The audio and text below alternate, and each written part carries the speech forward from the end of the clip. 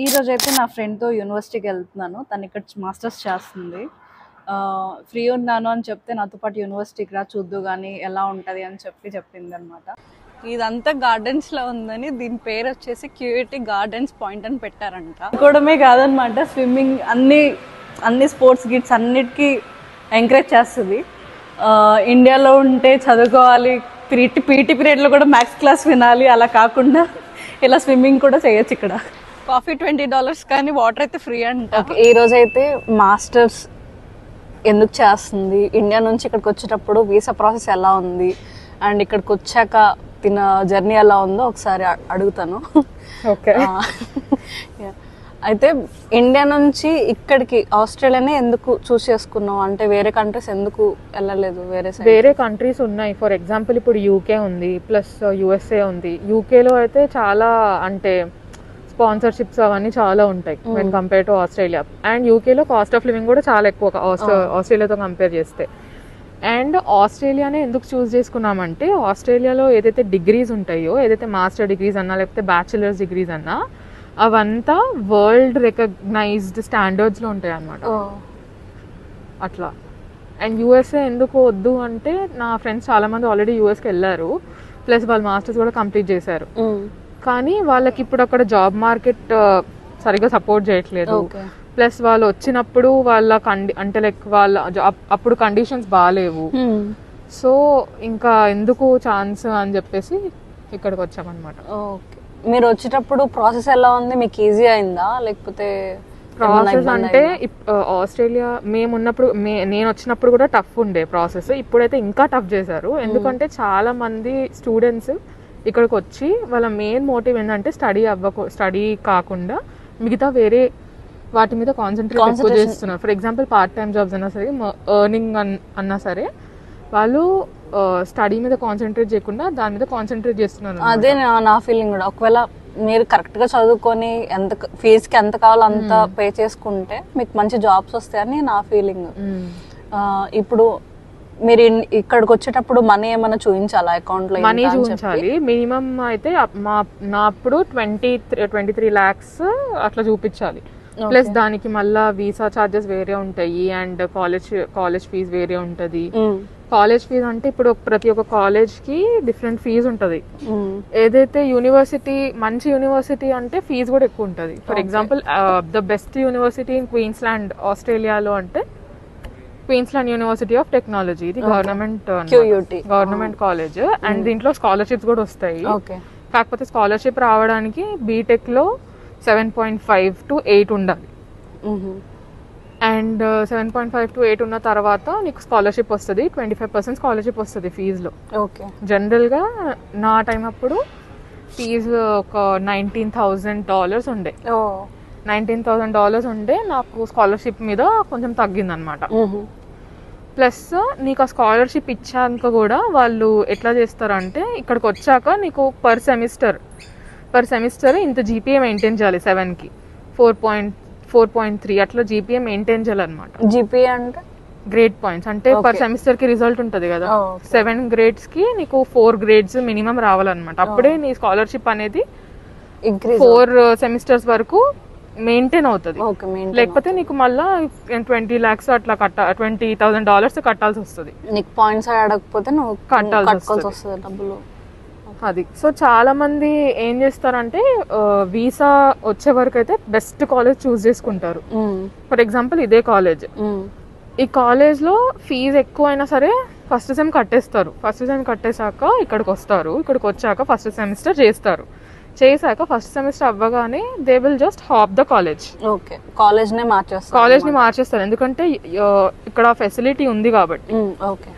ఆ ఫెసిలిటీ ఉంది కాబట్టి అట్లా చేస్తారు. బట్ అట్లా చేయడం వల్ల ప్రతి ఒక్క స్టూడెంట్ ఇక్కడికి వచ్చి అట్లా చేయడం వల్ల ఎగ్జిస్టింగ్ స్టూడెంట్స్ ఎవరైతున్నారో వాళ్ళకి చాలా లాస్ అవుతుంది. యూనివర్సిటీ వాళ్ళని ఎట్లా చూస్తుందంటే, ఫర్ ఎగ్జాంపుల్ ఇప్పుడు నేనే ఉన్నా, I don't want to hop my college, I want to stay in the same college. ఇప్పుడు వాళ్ళకి ఎట్లా చేస్తారు అంటే సెమిస్టర్లో వాళ్ళు పాస్ అయ్యేది కూడా టఫ్ చేసేస్తారు అనమాట. వీళ్ళు ఇదే దాంట్లో చదవాలి అని చెప్పి అది మార్కింగ్ అన్నా సరే ఏదన్నా సరే వాళ్ళు టఫ్ చేస్తారు. ప్లస్ ఇంకొకటి ఇప్పుడు మనకు ఆల్రెడీ తెలుసు కదా నీకు వీసా మొత్తం ఎట్లా చేంజ్ చేస్తారు, ఇమిగ్రేషన్ లాస్ అదంతా రూల్స్ అంతా ఎట్లా చేంజ్ చేస్తారు. అది basically that is the main cause for this. Reason అదే, వీసా అంటే కాలేజ్ హాప్ చేస్తున్నారు అని చెప్పి అట్లా చేశారనమాట. ఇప్పుడు నువ్వు ఇక్కడికి వచ్చి చదువుకుంటున్నప్పుడు ఇప్పుడు నువ్వు చేసే కోర్స్ నీకు నచ్చలేదు అనుకో, నువ్వు మారొచ్చా లేకపోతే ఇదే కంటిన్యూ చేయాలా? యాక్చువల్లీ ఆ ఆప్షన్ ఉండే ఇంతకు ముందు, బట్ ఇప్పుడు లేదు. ఇప్పుడు నువ్వు చేంజ్ అవ్వలేవు? ఇప్పుడు నేను చేంజ్ అవ్వలేను. ఫర్ ఎగ్జాంపుల్ నేను యాక్చువల్లీ నాకు డాక్టర్ అంటే ఇష్టం అనమాట. సో నర్సింగ్ చేద్దాం అనుకున్నాను, నర్సింగ్ చేశాను. నాకు ఇదే కాలేజ్లో I could have done nursing. But rules change అవ్వడం వల్ల అప్పటికప్పుడు రూల్స్ చేంజ్ అయినాయి. సో కోర్స్ చేంజ్ చేయలేము, దీంట్లో ఏం చేంజ్ చేయలేము ఇంకా. లేకపోతే మంచిగా మీకు ఏ కోర్స్ కావాలంటే ఆ కోర్స్ తీసుకోవచ్చు. ఇప్పుడు స్టడీస్ అంతా ఓ పక్కన పెడితే మీరు ఫీజులే కట్టుకోవడానికి పార్ట్ టైం చేయాలి. మీరు చదువుకునే వాళ్ళందరూ పార్ట్ టైంకి ఓన్లీ కన్వీనియన్స్ స్టోర్లోనే వర్క్ చేయొచ్చా, ఇంకేమైనా జాబ్స్ ఉంటాయా? ఆస్ట్రేలియా అనేది ఒక కంట్రీ ఎట్లాంటి కంట్రీ అంటే ఆపర్చునిటీస్ చాలా ఉంటాయి అన్నమాట. కానీ మనం ఆపర్చునిటీస్ ఎక్స్ప్లోర్ చేయడానికి కొంచెం టైం పట్టింది ఆబ్వియస్లీ. అప్పటిదాకా మనకి కొంచెం బండి నడవాలి కదా. సో అప్పటిదాకా you can do Uber, DoorDash, Menulog అట్లాంటి ఫుడ్ డెలివరింగ్ యాప్స్ ఉంటాయి అనమాట. ఇండియాలో కాకుండా they will pay you good, survive చేయొచ్చు. అంటే ఇప్పుడు మనం స్టూడెంట్ అంటే ఒక 24 hours అలా ఉంటది కదా. ఇప్పుడు దీనికి డోర్ డాష్ డెలివరీ వీటికి కూడా ఒక టైం లిమిట్ ఉంటుందా, మనం అన్లిమిటెడ్ చేసుకోవచ్చు? వీటికి టైం లిమిట్ ఉండదు, బట్ నీ అవర్స్ అనేది నువ్వే సొంతంగా క్యాలిక్యులేట్ చేసుకోవాలన్నమాట. మనమే బాస్. 48 hours అవ్వద్దు, మనకు ఒప్పుకున్నంత వరకు చేసుకోవచ్చు. ఇండియాతో కంపేర్ చేస్తే ఇక్కడ స్టడీస్ ఎలా ఉన్నాయి? అక్కడ చదువుకుంటే బెస్టా, ఇక్కడ దాకా వచ్చి ఇక్కడ చేస్తే బెస్టా? ఇక్కడ దాకా వచ్చి చేస్తే బెస్ట్ అని కాదు. నేను ఇప్పుడు అందరం అంతే, నువ్వు కూడా అంతే, ఎల్కేజీ నుంచి మొత్తం డిగ్రీ అంతా అక్కడ వరకే చేసాం కదా. సో నాకు ఫస్ట్ డిఫరెన్స్ ఏం కనిపించింది అంటే యాక్సెప్టెన్స్ ఒక డిఫరెన్స్, ప్లస్ అంటే లైక్ అడ్వాన్స్మెంట్ ఇంకొక డిఫరెన్స్. ఎందుకంటే మన దగ్గర ఉన్న టెక్నాలజీ, మన దగ్గర ఉన్న మెంటాలిటీ, టీచర్స్ మెంటాలిటీ ఇక్కడ లేదు. ఇందాక చూసావు కదా క్లాస్ రూమ్ లో ఎట్లా పక్క పక్కన కూర్చొని ఇట్స్ లైక్ జస్ట్ ఒక బోర్డ్ మీటింగ్ లాగా ఒక ఆఫీస్ లో ఎట్లా నార్మల్ గా మాట్లాడుకుంటామో అట్లానే. నేను ప్రెజెంటేషన్ అంటే నేను లైక్ పెద్ద క్లాస్ ఉంటదేమో, బోర్డు మీద ఏమైనా చెప్తారేమో, మీరు సిస్టమ్ నుంచి ఏమన్నా ప్రెజెంటేషన్ మీకు పెద్ద స్పీచ్ లాగా ఇవ్వాలేమో అనుకున్నాను. చూస్తేనేమో జస్ట్ సింపుల్ మీటింగ్ లా ఉందన్నమాట. ఎవరు ల్యాప్టాప్స్ వల్ల ఉంటాయి, షేర్ చేయాలి స్క్రీన్, వాళ్ళు చెప్తారనమాట. ఇంకొకటి ఏంటి అంటే ఇక్కడ ప్రతి ఒక్క కాలేజ్ అనేది అసైన్మెంట్స్ మీద నడుస్తుంది అనమాట.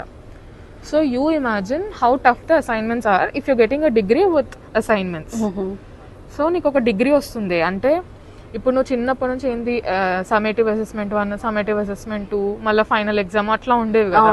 కానీ ఇక్కడ అట్లా కాదు, నీకు వీక్ కి ఒక అసైన్మెంట్ ఇస్తారు.